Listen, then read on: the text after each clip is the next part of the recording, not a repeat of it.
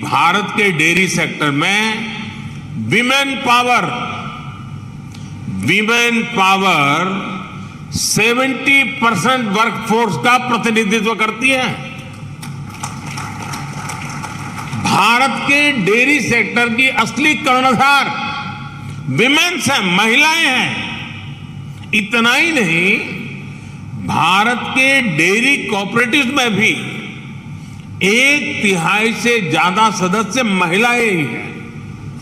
आप अंदाजा लगा सकते हैं, भारत में जो डेयरी सेक्टर 8.5 लाख करोड़ रुपए का है, जिसकी वैल्यू धान और गेहूं के कुल प्रोडक्शन से भी ज्यादा है, उसकी ड्राइविंग फोर्स भारत के ग्रामीण क्षेत्र में रहने वाली महिलाएं हैं, हमारी माताएं हैं, हमारी बेटियां हैं।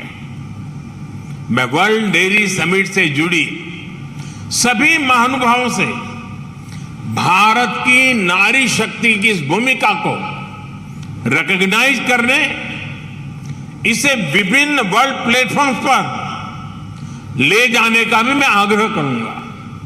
साथियों, 2014 के बाद से हमारी सरकार ने भारत के डेयरी सेक्टर के सामर्थ्य को बढ़ाने के लिए निरंतर काम किया है। आज इसका परिणाम मिल्क प्रोडक्शन से लेकर किसानों की बड़ी आय में भी नजर आ रहा है। डेयरी सेक्टर से जुड़े छोटे किसानों की ताकत को हम फार्मर प्रोड्यूसर ऑर्गेनाइजेशंस और महिलाओं के सेल्फ हेल्प ग्रुप के माध्यम से एकजुट कर रहे हैं। इनको बड़ी मार्केट फोर्स बना रहे हैं। अपने युवा टैलेंट का उपयोग हम एग्रीकल्चर और डेयरी सेक्टर्स में स्टार्टअप्स के निर्माण में भी कर रहे हैं। साथियों, एक और बड़ा संकट पशुओं को होने वाली बीमारियों का है।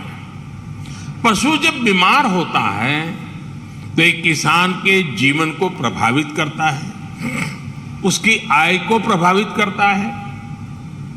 ये पशुओं की क्षमता, उसके दूध और इससे जुड़े दूसरे उत्पादों की क्वालिटी पर भी असर डालता है। इसलिए भारत में हम पशुओं के यूनिवर्सल वैक्सीनेशन पर भी बल दे रहे हैं। हमने संकल्प लिया है कि 2025 तक हम 100% पशुओं को फूट एंड माउथ डिसीज और ब्रुसेलोसिस की वैक्सीन लगाएंगे। हम इस दशक के अंत तक इन बीमारियों से पूरी तरह से मुक्ति का लक्ष्य लेकर चल रहे हैं। साथियों, आज आपके बीच चर्चा करते हुए मैं डेयरी सेक्टर के सामने आई सबसे ताजा चुनौती का भी जिक्र करूंगा। पिछले कुछ समय में भारत के अनेक राज्यों में लंपी नाम की बीमारी से पशुधन की क्षति हुई है। विभिन्न राज्य सरकारों के साथ मिलकर केंद्र सरकार इसे कंट्रोल करने की पुरजोश कोशिश कर रही है। हमारे वैज्ञानिकों ने लंपी स्किन डिसीज की स्वदेशी वैक्सीन भी तैयार कर ली है। वैक्सीनेशन के अलावा जांच में तेजी लाकर पशुओं की आवाजाही पर नियंत्रण रखकर उस बीमारी को काबू करने की कोशिश की जा रही है। साथियों, पशुओं का वैक्सीनेशन हो या फिर दूसरी टेक्नोलॉजी, भारत पूरी दुनिया के डेयरी सेक्टर में कंट्रीब्यूट करने के लिए और सभी साथी देशों से सीखने के लिए हमेशा तत्पर रहा है।